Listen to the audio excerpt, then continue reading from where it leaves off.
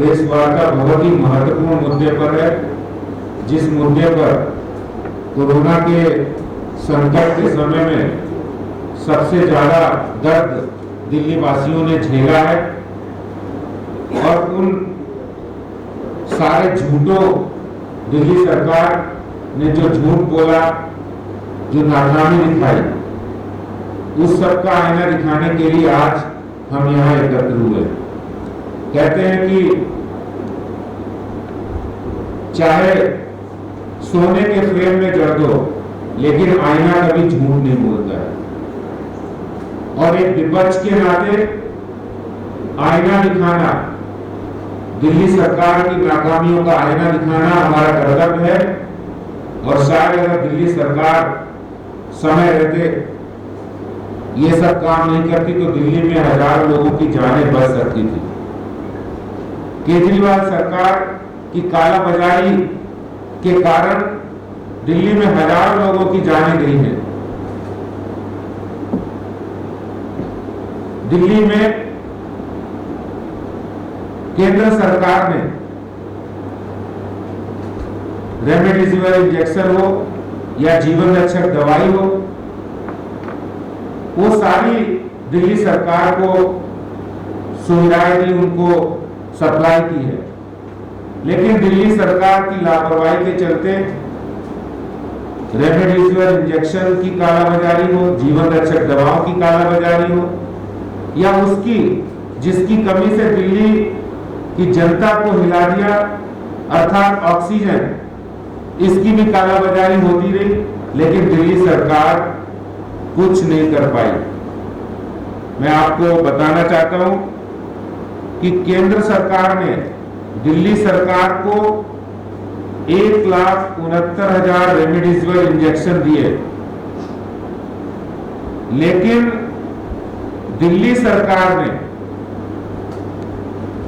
जब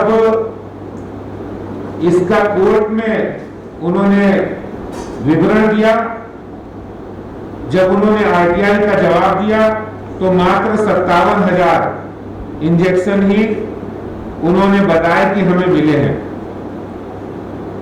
तो मैं दिल्ली के मुख्यमंत्री साहब से, दिल्ली सरकार से पूछना चाहता हूं कि बाकी 1,12,000 रेमडेसिविर इंजेक्शन कहां गए? हाँ, अगर वो आपने मार्केट में दिए होते तो उसकी कालाबाजारी नहीं हो, इसका इंतजाम आपने क्या किया? क्योंकि कोरोना जैसा संक्रमण काल, आपातकाल जैसी स्थिति थी। ऐसे में आपने दिल्ली सरकार के जो ड्रग इंस्पेक्टर, उनको आपने औचक निरीक्षण के लिए क्यों नहीं भेजा?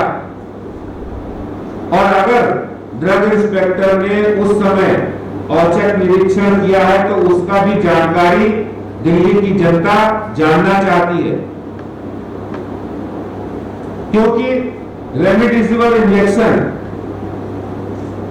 ये कोई ऐसा नहीं कि कोई छोटी बात हो, क्योंकि जनता सप्लाई रिकॉर्ड को देखना चाहती है कि 1,69,000 रेमडेसिविर इंजेक्शन, वो इंजेक्शन का रिकॉर्ड कहां है?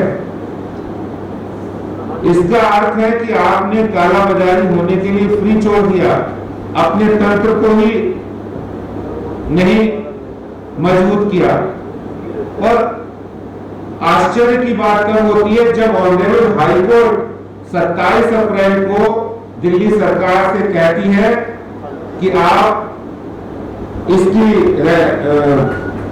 ड्रग कंट्रोलर की नियुक्ति क्यों नहीं कर रहे?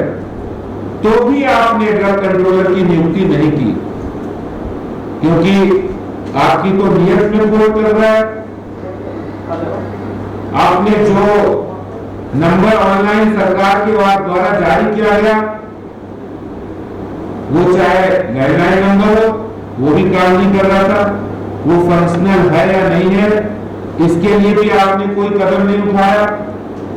जो मोबाइल नंबर आपने उस समय दिया, वो मोबाइल नंबर कोई पिक ही नहीं कर रहा था कोई ऑफिसर आपका। ऐसे में जनता जाए तो कहां जाए, जब सरकार खुद ही कालाबाजारियों से मिलकर केंद्र सरकार द्वारा दिए गए रेमडेसिविर इंजेक्शन और जीवन रक्षक दवाइयों की कालाबाजारी में लग जाए।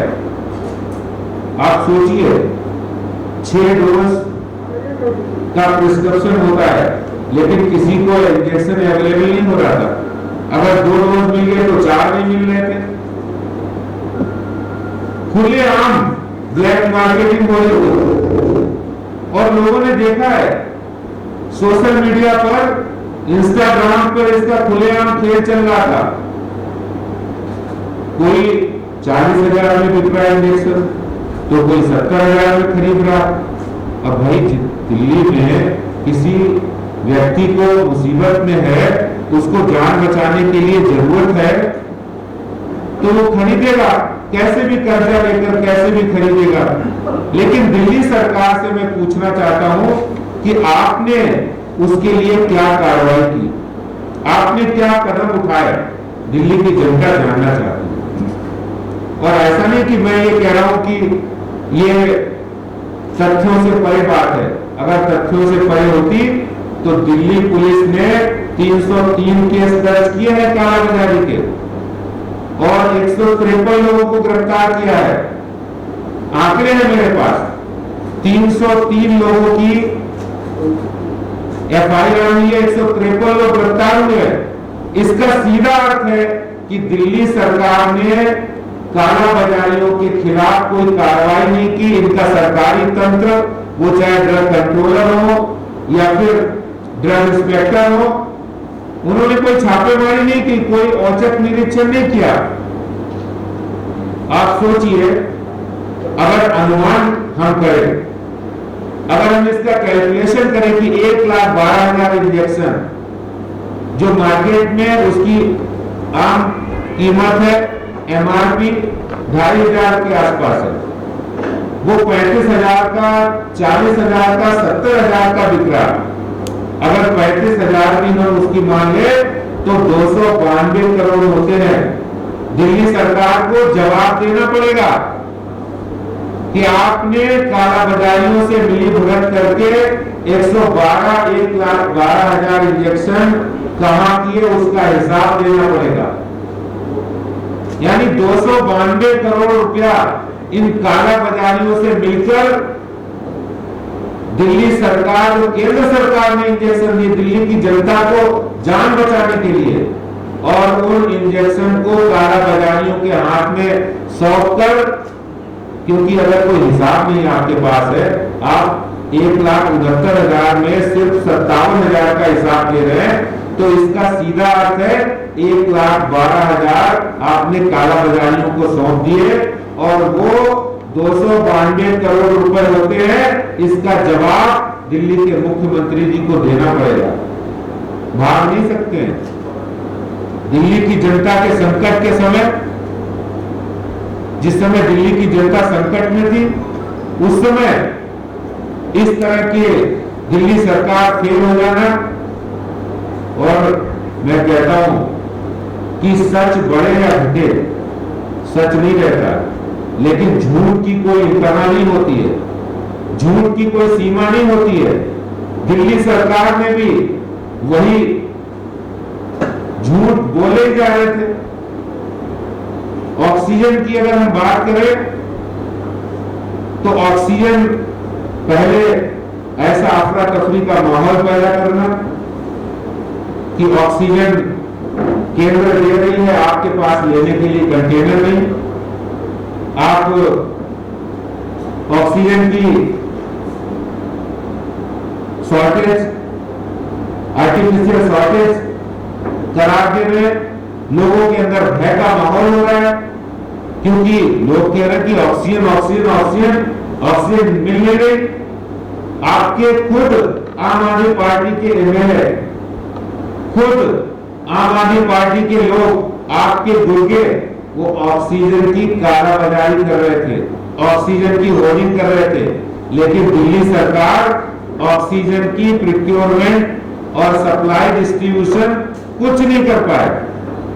अगर कर पाए हो तो मैं उनसे पूछना चाहता हूं कि केंद्र सरकार ने जितनी ऑक्सीजन उन्हें दी है, उस ऑक्सीजन का वो हिसाब दे।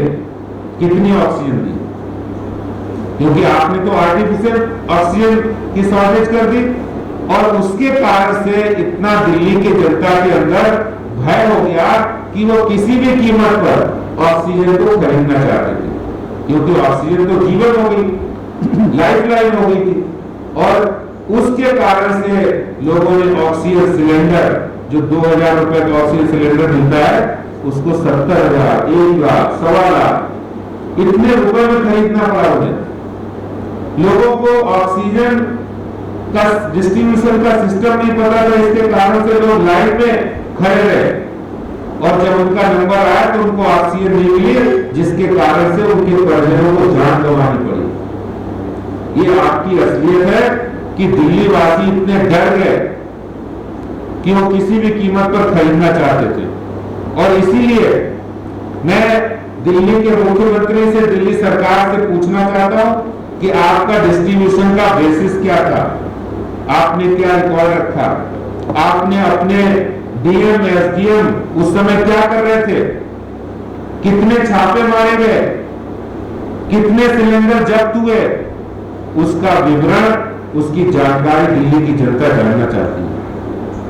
आप ये बताइए, ऐसे कठिन समय में आपने ऑक्सीजन प्लांट बंद क्यों करवाया? जब ऑक्सीजन प्लांट खुलने थे उस समय आपने ऑक्सीजन प्लांट बंद करा दिए।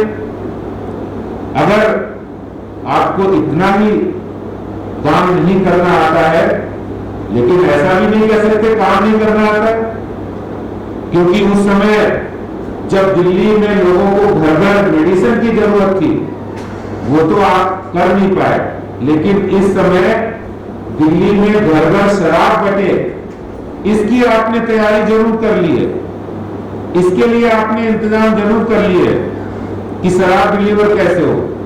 लेकिन उस समय ऑक्सीजन या दवाई डिलीवर हो घर घर, इसका कोई इंतजाम नहीं किया, और जिसके कारण से लोगों को अपने परिजनों की जान से हाथ धोना पड़ा।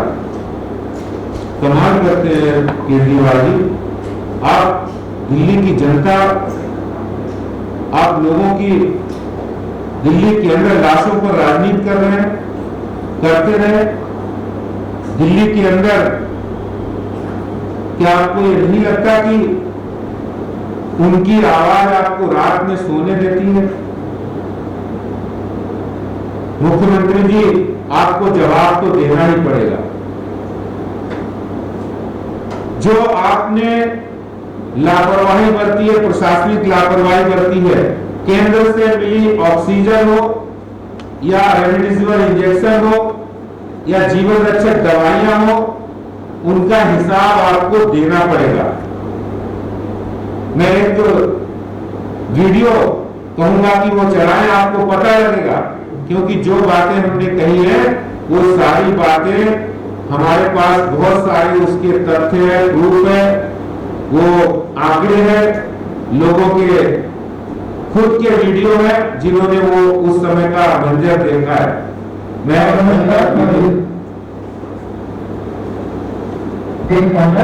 आप सभी को बताना चाहूंगा कि मेरे वाले भाई 19 पॉजिटिव हुए थे, और उस टाइम पे ना तो बेड की अवेलेबिलिटी थी, ना किसी और ट्रीटमेंट का अरेंजमेंट हो रहा था, तो इसलिए हमें उनके लिए ऑक्सीजन खरीदने पड़े घर पे ही। और पहला ऑक्सीजन जो हमने खरीदा वो वही अहमद थे, जिनका नंबर है 9671605409। I repeat 9671605409। इन्होंने हमें 45 लीटर का सिलेंडर दिया 60,000 का, उसकी किट 7,000 की अलग से और डिलीवरी चार्जेस 2,000, तो 69,000 का पहला सिलेंडर। उसके बाद 2-3 दिन बाद जब हमें दोबारा सिलेंडर की जरूरत पड़ी तो कोई मिलन थे ईदरपुरा में, जिनका नंबर है 9667060294 9667060294। इन्होंने हमें 20 लीटर का सिलेंडर दिया 85,000 रुपये का, 85,000।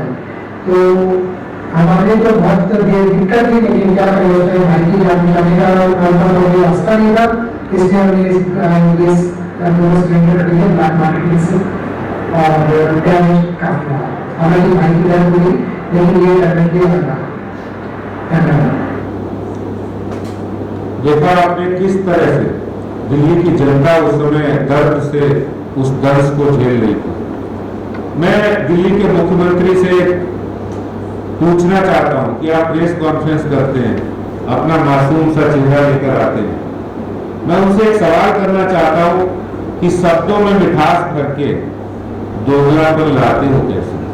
शब्दों में मिठास भर के दोगलापन लाते हो कैसे? हरकतें कुछ और है और दिल में कुछ और है, ये हुनर लाते हो कैसे? केजरीवाल जी आपको जवाब देना।